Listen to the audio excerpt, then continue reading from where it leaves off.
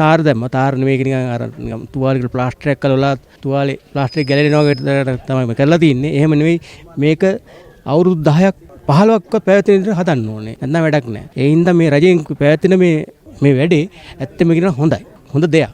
ඒක අපිට මේ ඉන්න පරම්පරාවට උනත් ඒක හොඳ දෙයක්. ඒ හින්දා මේ රජයට මම ස්තුතිවන්ත වෙනවා. මේ කරන වැඩේ හොඳයි. මේක කාපාලු නැහැ. හොඳ දෙයක් කරනවා නම් කාටත් හොඳයි. ඒක හොඳ දෙයකට මේ කොමිස් නැහැ. නැත්නම් කියයි මම දැක්කා මේකේ කොන්ක්‍රීට් දානකොට එක මහත්තයෙක් කියන මේ පොඩ්ඩක් අඩුවෙන් දාමු නේද කියලා. මගේ කන් දෙකට මැහුණා. ඒත් අපිට රජවල් එක්ක හැපෙන්න බෑනේ. කළු ගලේ ඔළුව හැගත්තොත් අපේ ඔළුවනේ පැලෙන්නේ.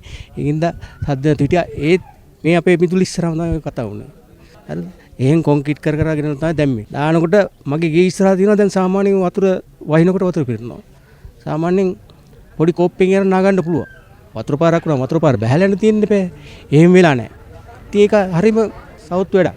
මේ රජයෙන් කරන දෙයට අපි ස්තුතිවන්ත වෙනවා. පස්චපාට කිසිම දෙයක් අපේ නැහැ.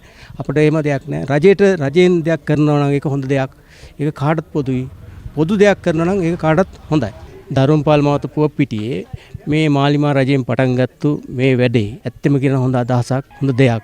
මේකේ කිසිම විටක මේ වගේ දෙයක් උනේ නැහැ. මේ ධර්මපාල මහතා මීට ඉස්සර සකස් කරන්නේ නැතුව නෙවෙයි. නමුත් කිසිම ක්‍රමයකට පිළිසකර කිරීම නියම සාර්ථකත්වයක් නැහැ. ගල් මතු වෙනවා. නියම විදිහට ඒකේ ඒ සැලැස්ම ක්‍රමයක් නැහැ. යොදවන මුදලෙන් භාගයකට වැඩිය යොදවන්නේ නැහැ. ඊටු මුදල් මොනවා වෙනවද කියලා දන්නෙත් නැහැ. නමුත් මේ ජාතික ජනබලවේගය මගින් අද ආරම්භ කළපු මාර්ග පිළිසකර කිරීමේ වැඩ පිළිවෙල යටතේ අඟල් 6කට ප්‍රමාණයක් කොන්ක්‍රීට් එක දානවා. කිසිම විදිහකින් මංකොල කෑමක් ගසා කෑමක් නැතුව තමයි වැඩ පිළිවෙල සකස් වෙන්නේ. ඒක තමයි ඒ රජයේ ප්‍රතිපත්තිය.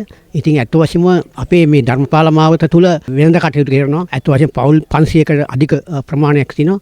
ඉතින් මේක හරි වැදගත් මේ විදිහට සකස් කළා. මේක රටේ අනාගතය රටේ අපේ ගමේ දූ දරුවන් වෙනුවෙන් සකස් කිරීම ඉතාමත් වැදගත්. මේ වැඩපිළිවෙල කරන්නේ වෙළඳ කොන්ත්‍රාත් ක්‍රමයට දීලා ඒ කොන්ත්‍රාත් කරුවන් තමන්ගේ සුඛ විහරණය තමයි ගොඩක් කළේ. නමුත් දැන් කරන්නේ මාර්ග සංවර්ධන අධිකාරිය තුලින් තමයි දැන් මේ වැඩපිළිවෙල සකස් කරන්නේ. ඊගාම අධීක්ෂණ නිලධාරී වෙනම කමිටුවක් පත් කරලා තියෙනවා.